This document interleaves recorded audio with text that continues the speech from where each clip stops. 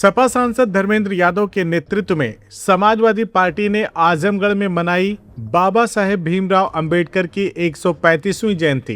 बता दें कि समाजवादी पार्टी के सांसद धर्मेंद्र यादव के नेतृत्व में जिले के अलग अलग विधानसभा क्षेत्रों में कार्यक्रम आयोजित किए गए। इन कार्यक्रमों में विधायक, जिलाध्यक्ष और बड़ी संख्या में कार्यकर्ता भी शामिल हुए। बाबा साहेब के चित्र पर सबसे पहले माल्यार्पण कर उन्हें श्रद्धांजलि दी गई और उनके विचारों को जन जन तक पहुंचाने का संकल्प भी लिया गया। इस दौरान सपा सांसद धर्मेंद्र यादव ने कहा कि बाबा साहेब को जितना पढ़ेंगे, समझेंगे उतना ही कम है। उनके विचारों से समाज के कमजोर और जरूरतमंद लोगों के हक के लिए लड़ने की प्रेरणा मिलती है। इस दौरान सांसद धर्मेंद्र यादव ने बीजेपी पर निशाना साधते हुए कहा कि भाजपा संविधान की नहीं बल्कि मन की राजनीति करती है। उन्होंने आरोप लगाया कि बीजेपी और उसके सहयोगी संगठनों ने समय समय पर संविधान को बदलने और मनुवाद को बढ़ावा देने की कोशिश की है। उन्होंने कहा कि आज भी समाज में दलितों और वंचितों पर अत्याचार की घटनाएं सामने आ रही हैं, जो चिंता का विषय है। उन्होंने हाल ही में आजमगढ़ में बाबा साहेब की प्रतिमा तोड़े जाने की घटना का जिक्र करते हुए सरकार की मंशा पर सवाल उठाए हैं। वहीं महिला आरक्षण बिल पर बोलते हुए धर्मेंद्र यादव ने कहा कि समाजवादी पार्टी शुरू से ही महिलाओं के अधिकारों की पक्षधर रही है, लेकिन इसमें दलित, पिछड़ी और अल्पसंख्यक महिलाओं को विशेष अवसर मिलना चाहिए। उन्होंने बीजेपी पर जातीय जनगणना को लेकर भी वादा खिलाफी का आरोप लगाया है। सपा सांसद ने कहा कि भाजपा ने समाज में नफरत और तनाव का माहौल पैदा किया है। अगर भाजपा बाबा साहेब के विचारों को मानती तो सबको साथ लेकर चलती। वहीं मुबारकपुर विधानसभा क्षेत्र के सठियाव स्थित समाजवादी पार्टी कार्यालय पर पूर्व कैबिनेट मंत्री चंद्रदेव राम यादव करेली के नेतृत्व में भी कार्यक्रम आयोजित किया गया। यहां बाबा साहेब के चित्र पर पुष्प अर्पित कर उन्हें नमन किया गया और केक काटकर जयंती मनाई गई। बाबा साहेब ने शिक्षित बनो, संगठित रहो और संघर्ष करो का संदेश दिया। आज उसी रास्ते पर चलकर समाज में समानता लाने की जरूरत है। ये बातें वरिष्ठ नेता व पूर्व कैबिनेट मंत्री चंद्रदेव राम यादव करेली ने कही।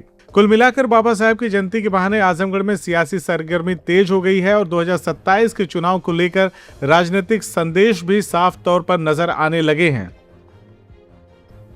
जितना समझ लो, जितना उनसे सीख लो उतना ही कम है, और जितना सीखते जाएंगे उतना ही जीवन धन्य होता चला जाएगा।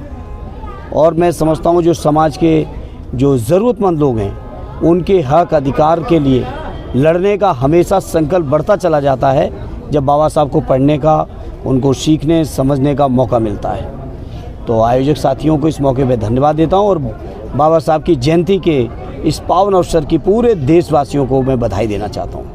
सांसद जी, राष्ट्रीय अध्यक्ष अखिलेश यादव जी बराबर बीजेपी पे आरोप लगाते रहते हैं कि ये संविधान से नहीं मन विधान से चलने वाले लोग हैं, उस पर क्या कहना? ये सच है। ये कभी संविधान की बात करते हुए सुना नहीं होगा आपने। ये मन की बातें करते हैं, जो भी इनके मन में होता उसी को चलने लगते हैं, चाहे वो संविधान पद्धत हो या संविधान पद्धत ना हो। और ये बीजेपी के लोगों का तो विश्वास वैसे ही बाबा साहब के संविधान में नहीं रहा। इसीलिए समय समय पर अगर आपने देखा होगा बीजेपी और उनके जो सहयोगी संगठन हैं उन्होंने हमेशा देश के संविधान को बदलने की बातें की हैं। उन्होंने मनुवाद को लाने की बातें की। उनकी नीतियों में हमेशा सामंतवाद और मनुवाद झलकता है। उनके कार्यक्रमों में कभी भी समाज के आखिरी व्यक्ति के चेहरे पे चमक लाने का कोई प्रयास नहीं है, कभी हक अधिकार और न्याय देने का नहीं है। क्या कोई मामूली बात है? आज इतने सालों से देश के अंदर संविधान लागू है, फिर भी हमारे कई घटनाएं ऐसी आ रही हैं कि दलित भाई के अगर घोड़ी से बारात चढ़ गई तो सामंती लोगों की कहीं ना कहीं उनकी मूंछ नीची हो जाती है, जिसकी वजह से उन पर हमले तक हुए हैं। हर तरीके के अत्याचार हो रहे हैं। यही के आजमगढ़ के अंदर ही कल घटना हुई। बाबा साहब की मूर्ति को बताया किस तरह से खंडित किया गया, चबूतरा तोड़ा गया। जो लोग बाबा साहब के आज के इस कार्यक्रम के आयोजन की तैयारी कर रहे थे उनको गिरफ्तारियाँ तक की इन्होंने। तो ये नियत सरकार की गलत है। महिला आरक्षण बिल को लेकर आपका क्या स्टैंड है? क्या ये चुनावी स्टैंड है जो महिला आरक्षण बिल लाया जा रहा है? देखिए, महिला आरक्षण बिल पहले से 2023 में पास था।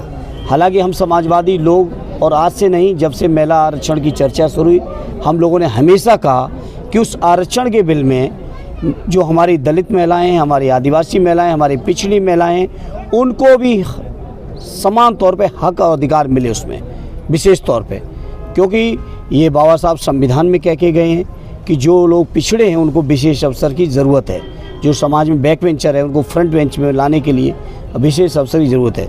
और मैं आज भी ये मानता हूँ कि देश की जो दलित महिलाएं हैं, जो पिछड़ी हैं, जो आदिवासी महिलाएं हैं, जो हमारी मुसलमान महिलाएं हैं, कहीं ना कहीं इनको विशेष अवसर की आवश्यकता है।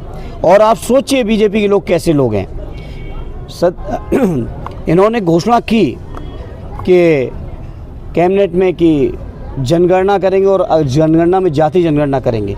आज किसी भारतीय जनता पार्टी वाले से पूछिए, जो जनगणना का प्रथम प्रारूप आया है उस प्रारूप में कहीं पिछड़ों का चर्चा ही नहीं है। 32 सवाल पूछे गए हैं, लेकिन 32 सवाल में कहीं पिछड़ों के लिए कोई कॉलम नहीं पूछा गया। तो ये कहते कुछ हैं, करते कुछ हैं, इनकी नीति कुछ है, इनकी नीयत कुछ है। इसलिए बीजेपी पर मैं अपने पीढ़ी परिवार के लोगों से कहूँगा कोई भरोसा करने की जरूरत नहीं। बीजेपी घटना हुई मजदूरों का जो लाठीचार्ज हुआ नोएडा में जो है, उसका क्या कहना है? बहुत दुर्भाग्यपूर्ण है। और जो मजदूरों की मांगें बड़ी जायज़ मांगें हैं, उन मांगों के लिए मजदूरों को आंदोलन की आवश्यकता नहीं पड़नी चाहिए थी। सरकार को पहले से ध्यान देना चाहिए था और सरकार को हर हाल में उन मजदूरों की मांगों को स्वीकार करना चाहिए। सीआईबी इंडिया न्यूज की सभी खबरों को देखने के लिए लाल रंग की बटन को दबाकर चैनल को सब्सक्राइब जरूर करें, घंटी जरूर दबाएं ताकि हमारी सभी खबरों के नोटिफिकेशंस आप तक पहुंचते रहें।